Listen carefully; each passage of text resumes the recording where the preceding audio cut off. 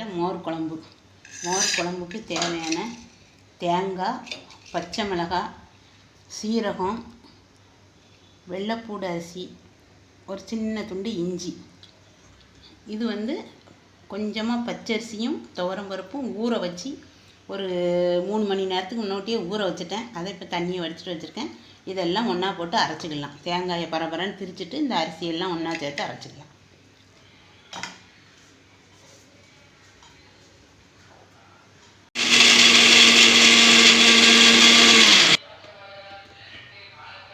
இந்த பருப்பையும் சேர்த்துக்கலாம்.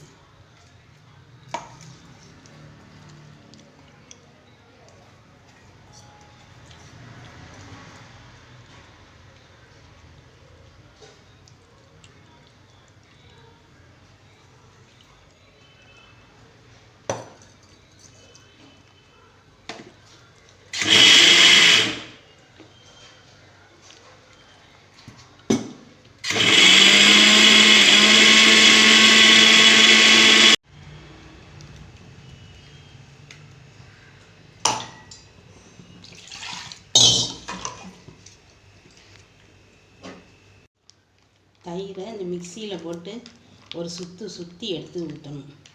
என்ன திரையாக நிற்கும்.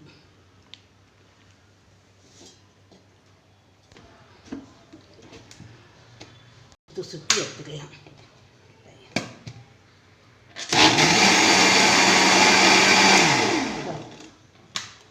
அப்படியே ஊற்றினா கட்டியாக திற.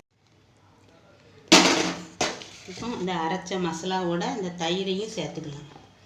சேர்த்துக்கிட்டு நமக்கு தண்ணி எவ்வளோ தேவையோ, தயிர் நமக்கு எவ்வளோ தேவை, அதில் இருக்க காரத்துக்கு தகுந்தபடி எவ்வளோ நமக்கு குழம்பு வேணுமோ அதுக்கு தகுந்தபடி தண்ணி, காரத்துக்கு தகுந்தபடி தயிர் எல்லாம் சேர்த்துக்கணும். உப்பு எல்லாமே நம்ம பார்த்து அதில் சேர்த்துக்கணும்.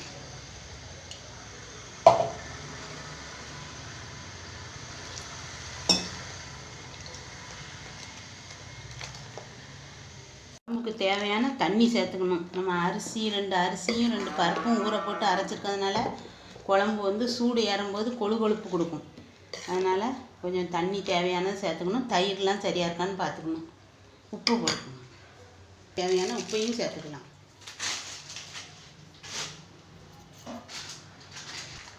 கொஞ்சமாக மஞ்சள்தூள் சேர்த்துக்கலாம்.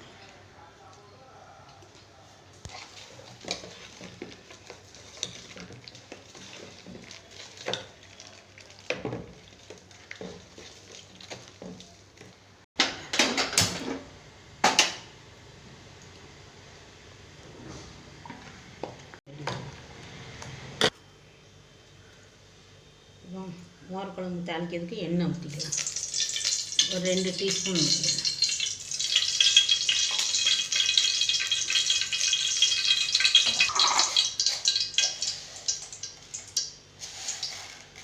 கடுகு உளுந்து பருப்பு சேர்த்துக்கலாம்.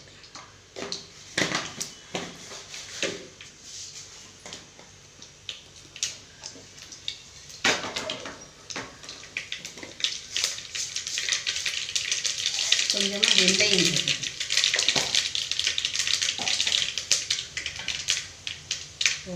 ஒரு 3 மிளகாய் வத்தலை 2 பிச்சு வச்சுருக்கேன். அதை போட்டுக்கலாம். கொஞ்சம் கருவேப்பிலை,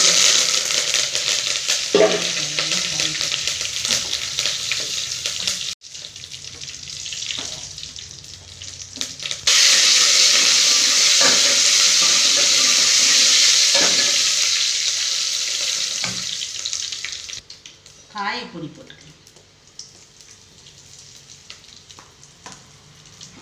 இப்போ இந்த குழம்ப கலக்கி அதில் ஊற்றிக்கணும்.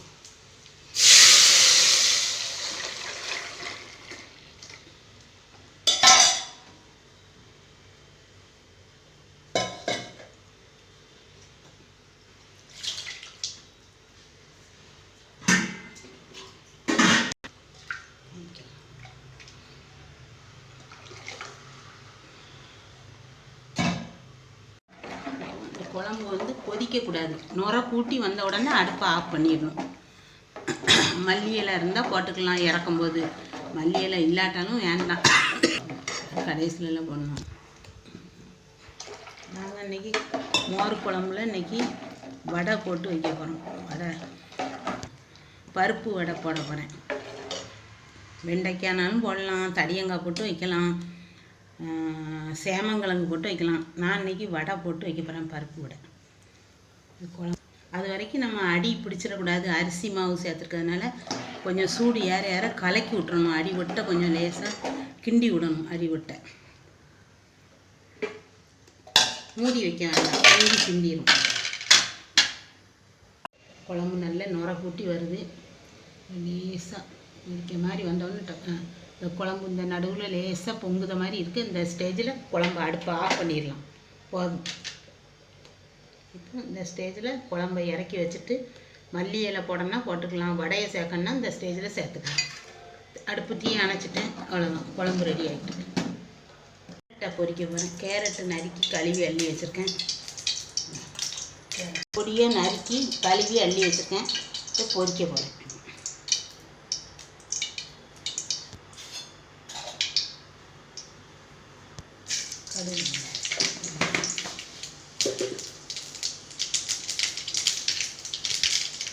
வெங்காயம் கருவேப்பிலை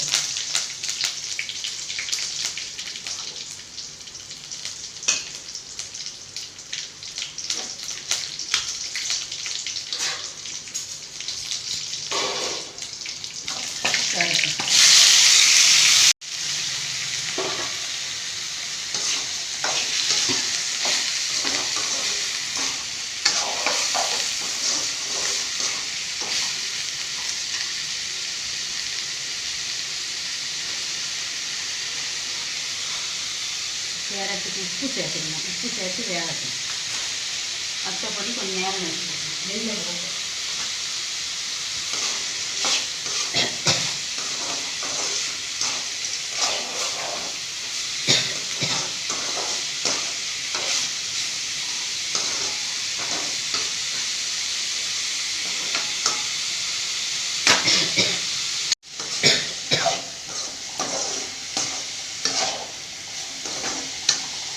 கேரட்டை வரைக்கும் உப்பு மட்டும் போட்டுருக்கேன். கொஞ்சமாக தண்ணி தெளிச்சிக்கலாம். ஏன்னா நறுக்கி துண்டுதுண்டா நறுக்கிட்டோம்னா வேக நேரம் ஆகும். கேரட்டு புட்டில் வச்சு அரிப்பில் வச்சு சீவுனா சீக்கிரம் வந்துடும். இது கொஞ்சம் நேரம் ஆகும். அதனால் லேசாக தண்ணி தெளித்து வேகும். மூடி போட்டு வேகும்.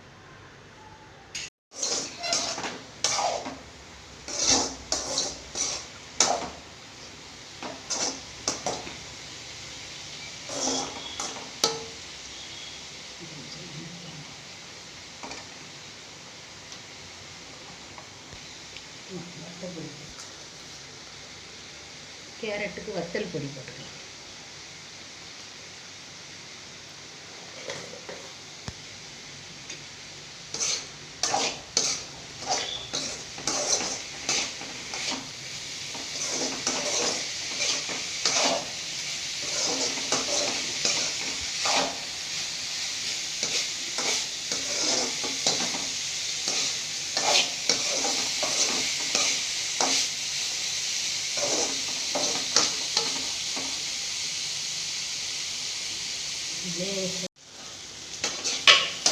கேரட்டு நல்லா வெந்துட்டு தேங்காய் போட்டுடலாம். கேரட்டுக்கு இப்போ தேங்காயும் சீரகமும் பரபரன்னு அரைச்சி வச்சுருக்கேன், திரிச்சு வச்சுருக்கேன்.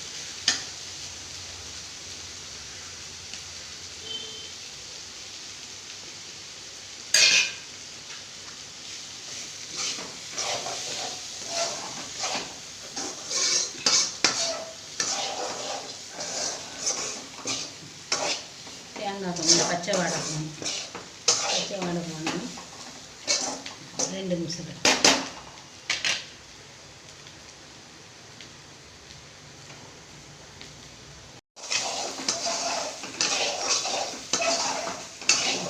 கேரட் நல்லா தேங்காயெலாம் பச்சை வாடெல்லாம் போய் நல்லா வெந்துட்டு இப்போ அடுப்பை ஆஃப் பண்ணி இறக்கிடலாம். மோர் குழம்பு ரெடி ஆகிட்டு மோர் குழம்புல வடையை சேர்த்துக்கலாம்.